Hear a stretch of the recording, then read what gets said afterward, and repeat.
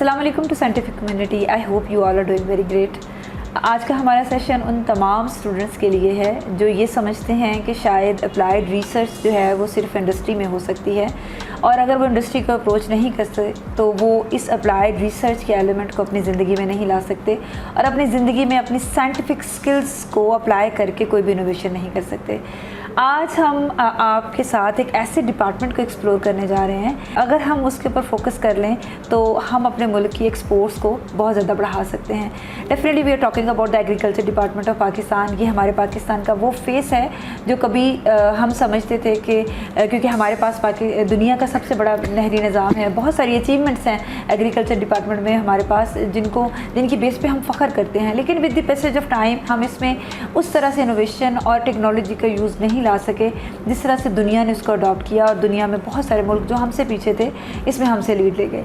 आज हमारे साथ पाकिस्तान एग्रीकल्चर रिसर्च काउंसिल के चेयरमैन डॉक्टर अजीम हैं, उनके साथ हम इसको एक्सप्लोर करेंगे। सबसे पहले तो पाकिस्तान एग्रीकल्चर रिसर्च काउंसिल किस तरह से काम कर रहा है, हमारे मुल्क में एग्रीकल्चर के पॉइंट ऑफ व्यू से एग्रीकल्चर की रिसर्च को स्ट्रेंथन करने के लिए, हमारे किसान को फैसिलिटीज़ देने के लिए इसका स्ट्रक्चर क्या है, और फिर हम इसके रिसर्च एलिमेंट्स को एक्सप्लोर करेंगे। और बीइंग अ साइंस स्टूडेंट आप किस तरह से एग्रीकल्चर फील्ड के साथ लिंक कर सकते हैं अपनी रिसर्च को और इसमें इनोवेशन ला सकते हैं। Thank you very much doctor साहब for your time and for your passion to explore Pakistan agriculture research council at the platform of scientific Pakistan. तो हमें ये बताएं कि किस तरह से पाकिस्तान एग्रीकल्चर रिसर्च काउंसिल जो है वो काम कर रहा है और इसके पूरे पाकिस्तान में इसके किस तरह से इसका नेटवर्क है।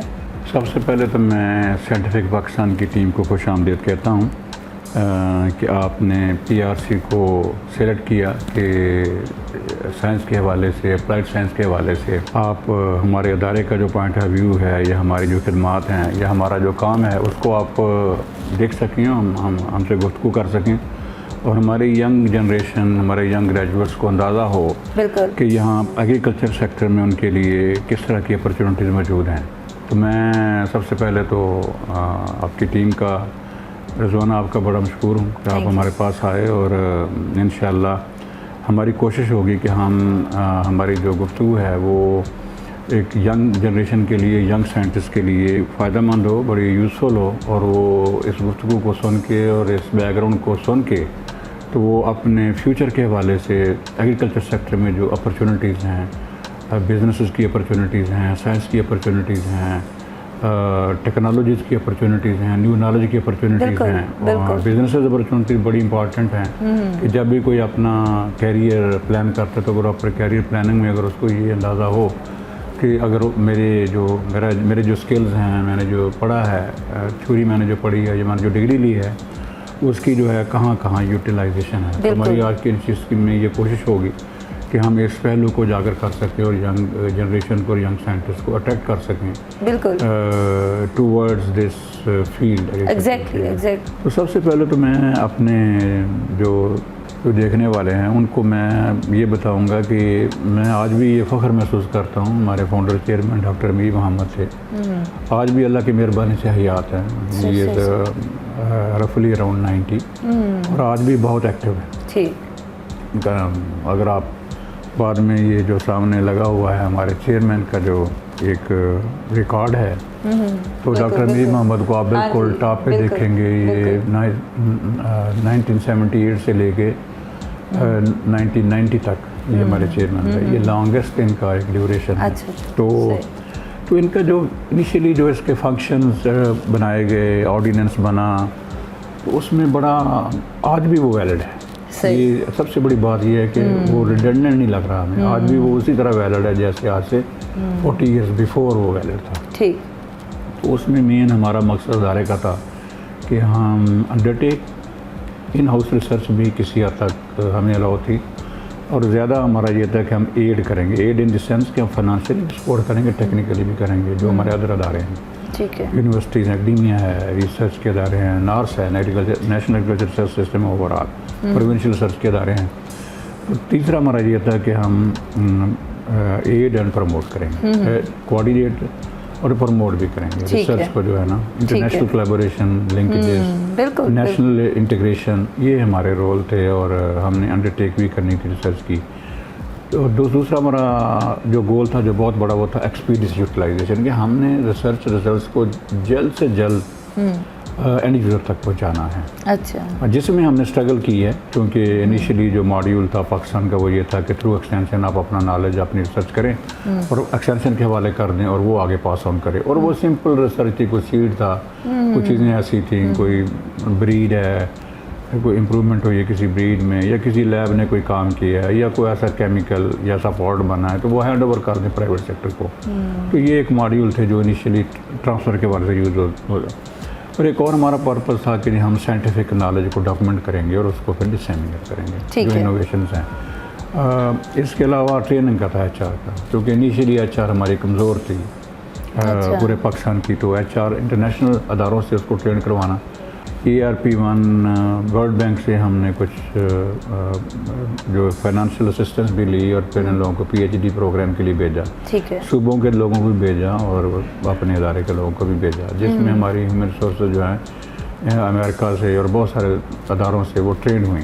तो ये एक फेज़ रही है काफ़ी अर्सा तक। सही। मैं खुद जब 94 में मैं जब PhD के लिए गया हूँ, तो मैं भी उसी प्रोग्राम के से ही गया।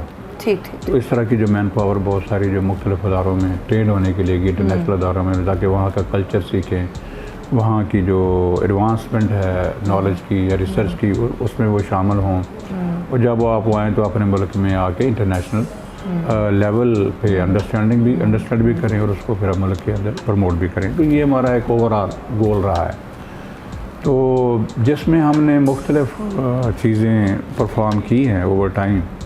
हमारी जो बहुत बड़ी अचीवमेंट है वो ये है कि हमने कोई सारी दुनिया से जर्म प्लाज्म, और अपना भी जो जर्म प्लाज्म है पाकिस्तान का भी, हमारे पास ये अदारा जो था प्लांट जेनेटिक रिसोर्सेज का, इसका वजूद शुरू से है। ठीक है। तो अब ये बहुत एक मॉडर्न अदारे के तौर पे और एक इंटरनेशनल लेवल की स्टैब्लिशमेंट के तौर पे हमारे नेशनल एग्रीकल्चर सेंटर पे ये अदारे का वजूद है। अच्छा। तो हमारा जो इनिशियल एक बड़ा काम था कि क्योंकि कोई भी मुल्क अपनी फूड सिक्योरिटी, अपनी जो इनोवेशंस हैं, बिल्कुल, ख़ास तौर पे जो जेनेटिक इम्प्रूवमेंट हैं जो फसलात में हैं, वो नहीं कर सकता जब तक कि उसके पास बायोडाइवर्सिटी ना हो। बिल्कुल। तो हमारा ये था कि हम एक्वायर करें ये diversity from all over the world, और हम उसमें कामयाब रहे। अच्छा। हम इस वक्त more than 42,000 accession, characterise accession हमारे पास मौजूद हैं। अच्छा। और जो 10 साल से लेके 50 ईयर्स और 50 ईयर्स से बियॉन्ड 80 ईयर्स, वो जो जितना जर्म प्लाज्म है वो इतने टाइम तक वो महफूज है, और हम उसको रिप्लेनिश भी करते रहते हैं। और हम हज़ारों की तादाद में हम ये जर्म प्लाज्म हर साल एकेडमिया को, नेशनल अदारों को वो देते भी हैं। अच्छा। इसका नतीजा ये निकला कि PRC जो है ना वो अपने नेशनल सिस्टम के साथ मिल के इसको अगर एज ए रोल मॉडल, इस रोल को जो as a apex body PRC ने परफॉर्म किया है, इसको as a role model use करें तो हमारे अदर सेक्टर में भी हम यही मॉडल रेप्लिकेट करके तो हम इस मॉडल को आगे बढ़ा सकते हैं। इसमें बेसिकली हम 2 काम करते रहे हैं इन तमाम कमोडिटीज़ में।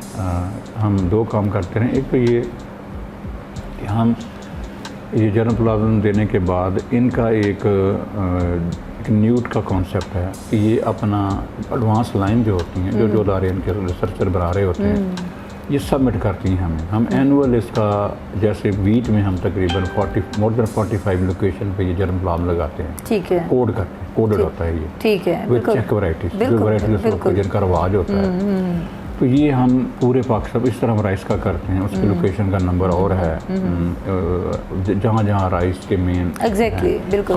वीट तो चूँकि पूरे पाकिस्तान में रहती है, तो इसलिए हमारी लोकेशन ज़्यादा है। मेज़ है, बाकी और क्राफ्ट्स हैं, शुगर केन है, तो अकॉर्डिंगली उनका साइट है जो अग्रीड हैं बिटवीन नेशनल एग्रीकल्चर सिस्टम के। हाँ, इन साइट पे कुछ वैल्यू हो जाए तो उसको हम रिलीज़ कर सकते हैं वैरायटी। फिर उसका बाद ये था कि जब ये 2 साल का डेटा हर जो एडवांस लाइनें हैं वो कंपाइल हो जाता है, तो इसका केस आता है हमारे पास वैरायटी वैल्यूएशन कमेटी में।